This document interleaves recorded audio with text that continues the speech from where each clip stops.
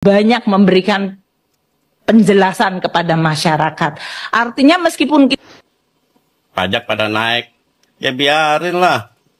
Nggak usah lu teriak-teriak, pajak naik. Makan tuh gemoy.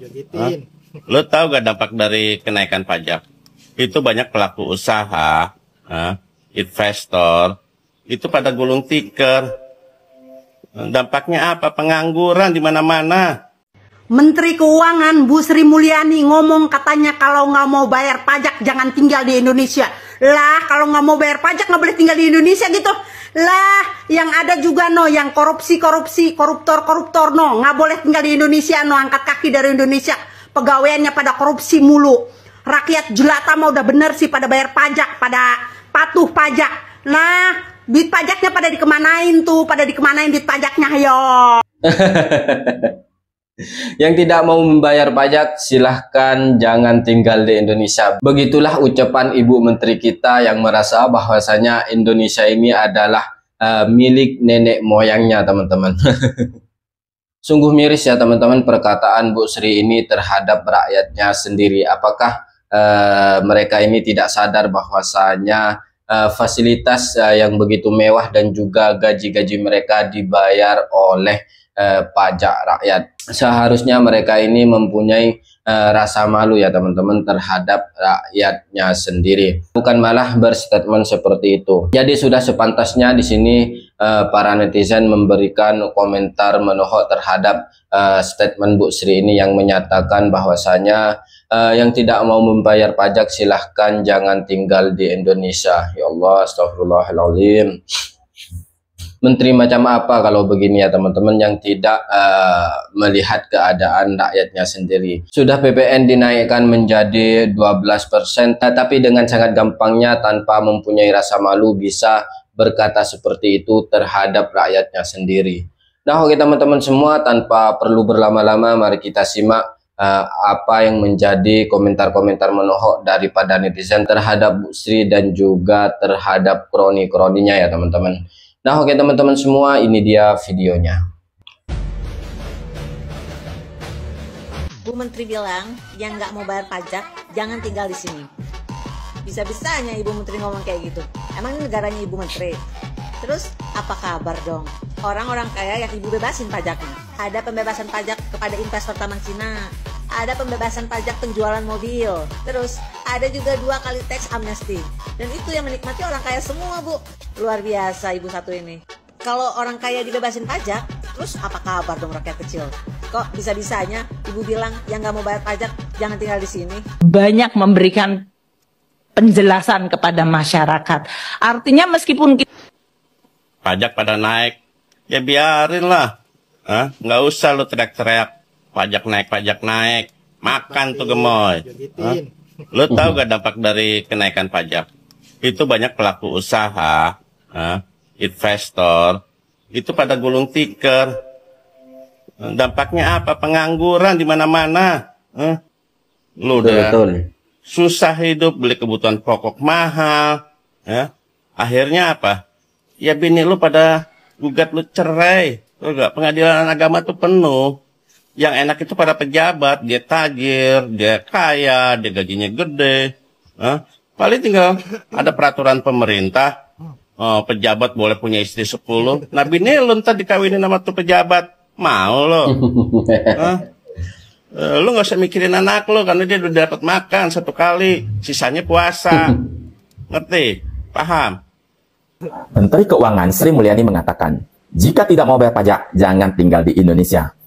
Ini adalah bentuk kekecewaan Sri Mulyani karena rakyat Indonesia menolak kenaikan PPN dari 11% menjadi 12%, sehingga membuat statement yang menyakitkan hati masyarakat Indonesia. Kalau menurut saya, Anda tidak perlu kecewa, Bu. Harusnya Anda bangga karena rakyat Indonesia semakin hari semakin pintar. Emang mau bangsa Indonesia ini bodoh terus? Dan rakyatnya dibodoh-bodohin sama pejabat negara? Seharusnya Anda bertanya, yang pertama, mengapa rakyat Indonesia menolak kenaikan pajak? Bukankah ini adalah rasa bentuk kekecewaan, sakit hati, dan ketidakpercayaan rakyat Indonesia kepada pejabat negara? Yang kedua, apakah selama ini rakyat Indonesia tidak membayar pajak? Kemana pajak yang telah disetorkan kepada pemerintah? Apakah rakyat menikmati atau justru pejabat negara yang menikmati? Yang ketiga, rakyat Indonesia ini sebenarnya mau dipajakin atau dipalakin dengan berbagai pajak dan biaya-biaya yang tidak jelas. Kenaikan PPN, iuran tapera, pengurangan atau penghapusan subsidi BBM, kenaikan iuran BPJS. Yang keempat, mengapa tidak saja berbagai fasilitas dan tunjangan-tunjangan yang telah diberikan kepada pejabat negara itu dipotong 50%? Anggaran perumahan dinas yang konon katanya sampai 50 juta sebulan, belum lagi termasuk tunjangan-tunjangan yang lain yang bisa mencapai ratusan juta sebulan, dipotong 50%, Bu. Toh, yang duduk di sono yang konon katanya mewakili rakyat, tidak bekerja apa-apa. Kalau mewakili rakyat, boleh dong wakili rakyat, anggaran mereka dipotong 50% untuk membayar pajak rakyat. Boleh kan? Yang kelima, Ibu harusnya punya data dong. Dari tahun 2020 sampai 2024, sudah berapa banyak generasi muda Indonesia yang pindah menjadi warga negara Singapura dengan berbagai alasan. Yang pertama, lebih gampang mencari kerja. Yang kedua, biaya hidup lebih murah. Yang ketiga, standar hidup lebih bagus. Dan yang keempat, pajak yang dibayar relatif lebih murah. Ya, Ibu harusnya punya datanya. Jadi bukan ceplos-ceplos doang ya, Bu. Nah, belum lagi Menteri Perekonomian Erlangga Hartarto mengklaim bahwasanya pemerintah berhasil menekan inflasi dengan adanya deflasi yang 5 bulan berturut-turut. Aduh, Pak. Tahu kan? Karena semakin banyak beban yang dirasakan oleh masyarakat Indonesia, semakin pajak yang harus ditanggung oleh masyarakat Indonesia, sehingga membuat kelas menengah itu turun kelas. Daya belinya tidak ada, mengakibatkan deflasi 5 bulan berturut-turut. Jadi tidak ada prestasi dari pemerintah. Ya, itu bukan prestasi dari pemerintah. Jangan terus-terusan membodohi rakyat Indonesia. Dan yang lebih konyolnya, Menteri PMK, Menko PMK, Muhadjir Effendi mengatakan, kalau kelas menengah turun kelas itu tidak masalah. Yang penting tidak miskin ekstrim. Konyol. Semakin tua kita, harusnya kita semakin bijaksana dan bijak sini. Bukan semakin bijaksana dan bijak sini. Jadi jangan terus-terusan membuat statement yang seakan-akan itu adalah prestasi pemerintah dan membuat statement yang terus-menerus membodohi masyarakat Indonesia. Gak mau bayar pajak 12% ya pindah dari negara ini, ucap seorang menteri yang merasa punya negara. Kalian berharap banget gue speak up soal PPN 12% ini? Ya nggak bisa lah, kita ini kan cuma numpang. Tanahku sewa, airku beli, mobil, rumah, nabung sendiri. Setelah kebeli baru peti ke negara. Belanja apapun dipajakin negara, padahal pakai uang sendiri. Demi 1001 alasan yang bisa mereka korup berjamaah. Kalau gue speak up, nanti gue disuruh pindah negara. Ya nggak nolak sih, asal dimodalin ya kan. Enak banget tinggal ngomong doang. By the way, saat ini PPN Indonesia memang tertinggi se-ASEAN. Tapi mirisnya UMP atau upah minimum regional alias gaji terendah nomor 6 di dunia. Singapura aja lewat sama pajaknya. Dan pengusaha besar itu mau diberi pengampunan pajak. Ya begitulah kalau udah terlilit hutang. Dimana-mana apa aja bisa diduitin bakal digadein untuk bayar hutang. Ya satu-satunya yang bisa mereka akali ya rakyat. Apa aja bakal dilakuin buat lunasi hutang. Tahu sendirilah hutang di negara ini tuh triliunan. Bahkan nambah setelah Mulyono menjabat. Mulyono, Mulyani sama aja ya. Nah ini yang bayar rakyat. Dan duit kita dipakai buat bayar gaji pejabat, presiden, dan keluarganya. Bahkan duit kita juga dipakai buat jajanin ani-ani piaraan pejabat.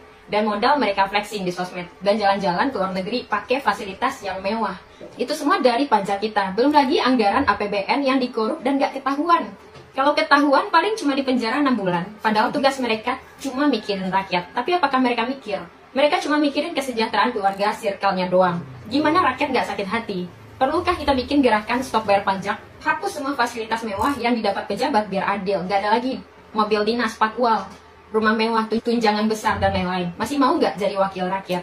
Hapus anggaran yang nggak penting. Pangkas jumlah anggota DPR yang menghabiskan anggaran untuk rapat sana-sini. Ya, mungkin kita semua nggak keberatan bayar pajak, asal fasilitas yang didapat masyarakat sesuai. Pajak yang harusnya dari rakyat untuk rakyat, bukan dari rakyat untuk modalin hidup pejabat. Koreksi kalau benar. Maka nggak ada lagi kesenjangan sosial yang terlalu timpang di negara ini. Di negara lain pajaknya juga ada kok yang lebih gede, memang, tapi semuanya setara. Nggak ada pejabat yang hidup hedon. Sekolah gratis, fasilitas umum, kesehatan juga gratis. Keadilan tidak perlu ngemis. Dan negara menjamin keamanan untuk rakyatnya. Indonesia dengan sombongnya mau naikin pajak dengan fasilitas yang nihil. So, apa pendapat kalian? Ramein di drop komen.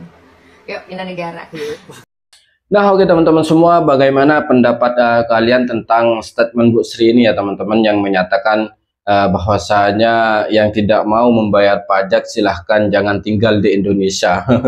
Benar-benar lucu ya teman-teman, pejabat-pejabat kita saat ini semakin tinggi pendidikannya dan semakin tinggi kedudukannya, kok kelihatannya malah semakin bodoh ya teman-teman.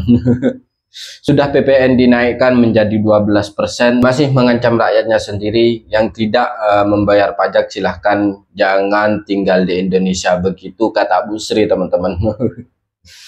Dan lebih lucunya teman-teman di sini yang disuruh wajib bayar pajak adalah rakyat kecil teman-teman, atau bisa dibilang rakyat menengah ke bawah lah yang diwajibkan untuk membayar pajak.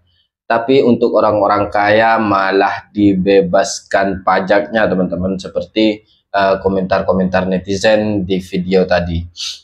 Lucu-lucu.